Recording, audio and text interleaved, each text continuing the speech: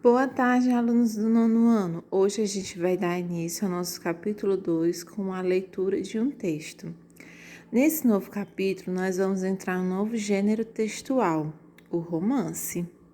O romance é um gênero textual muito presente na nossa literatura brasileira. Mas vocês já leram romance? Já ouviram falar de vários livros que falam sobre os romances? Sabe o que é um romance? Bom, um romance é um gênero textual onde ele vai trabalhar histórias com a problematização em torno de o amor. Pode existir o romance policial, o romance de aventura, o romance de tempos passados. O romance tem muitas formas de ser colocadas dentro dos nossos textos e é isso que a gente vai aprender sobre esse nosso novo gênero. Alguns livros já foram muito presentes na nossa literatura brasileira, por ser muitos conhecidos, que um deles é chamado Dom Casmurro, de Machado de Assis. Um romance muito interessante, onde traz a história de amor, de paixões, de desconfiança, insegurança, e tem um final bem peculiar, porque o final é o leitor que vai dar a sua própria conclusão. Na próxima semana, nós vamos fazer o estudo deste livro, de Dom Casmurro, aliás, de Machado de Assis, Dom Casmurro, tá certo? Quem quiser já ir procurando para a gente entender mais um pouquinho sobre ele, pode ir pesquisando, tá bom? Bom, será que o romance tem sempre uma história de amor como tema central? Pode ser que sim, pode ser que não. Quem não já viu uma história de amor ser contada em meio a um crime, como um romance policial? Ou através de uma história muito perigosa, onde vem muita aventura? Nem sempre o romance está ali como tema principal, mas ele está ali, presente, envolvendo os personagens principais, né? Após a leitura desse texto, Como e Por que Ler o Romance Brasileiro, a tia Samília pediu para vocês lerem um fragmento de um texto, romance, O Carteiro e o Poeta. Lembre que isso aqui é só um fragmento do conto. O conto é mais extenso e pegaram só um fragmento, onde aqui, na maioria desse fragmento, há diálogos entre os personagens, né? Antônio Scarmeta, 1996, foi o autor desse texto. Bom, através desse texto a gente já pôde imaginar como é e como é tratado o romance.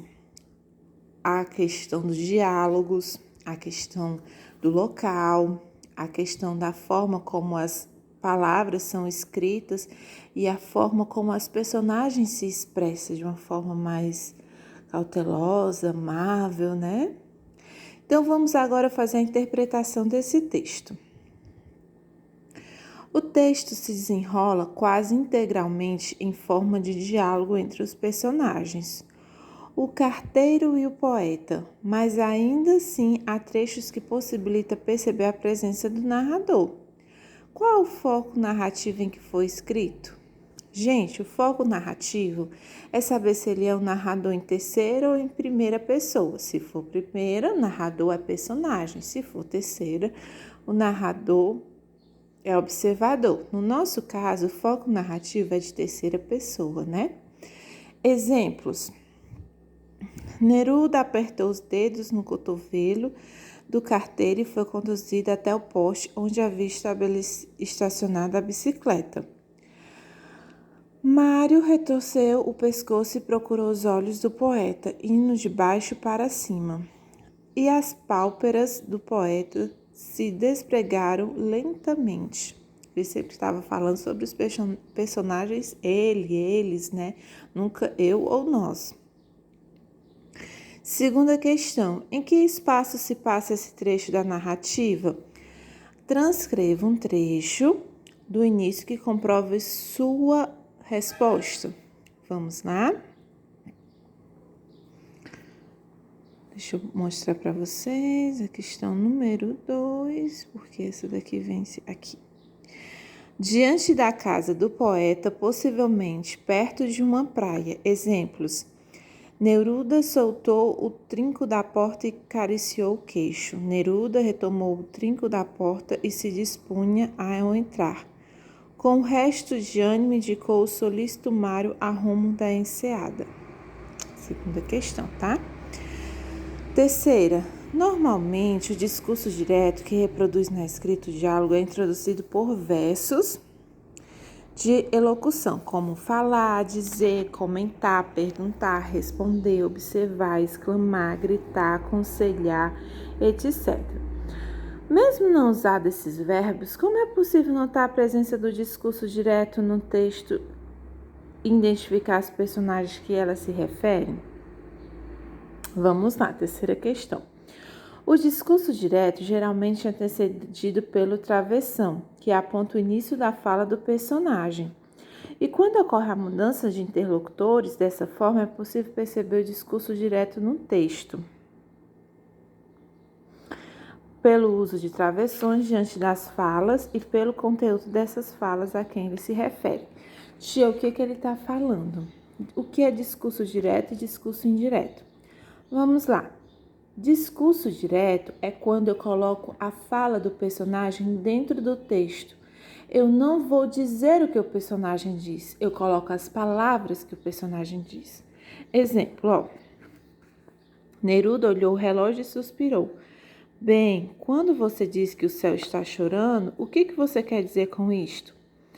Essa frase aqui é a fala do personagem, eu coloquei a fala dele. Diferente de um discurso indireto que seria dizer assim. Neruda olhou o relógio, suspirou e falou que o céu está chorando. Disse também o que tinha a ver com tudo isso. Preste atenção que eu interpretei e coloquei o que eu escutei da fala do personagem. No indireto, mas no discurso direto foi colocado logo a fala em si. E no discurso indireto, eu não utilizo o travessão. No discurso direto, as falas todas têm o travessões, tá bom? Vamos lá para a quarta questão. No texto, qual a definição o poeta dá para a palavra metáforas? São modos de dizer uma coisa comparando com a outra. Olha só, isso aqui não é você. O que o poeta pensava? Por isso tem também as aspas, né? São modos de dizer uma coisa comparada à outra.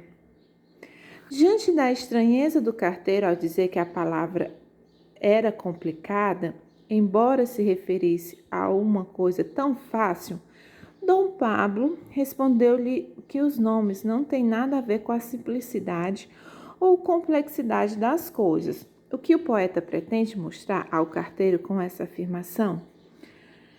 Que não há relação direta entre os nomes das coisas e o que elas representam. Ou seja, que as coisas, às vezes, o nome não representa seu significado, né?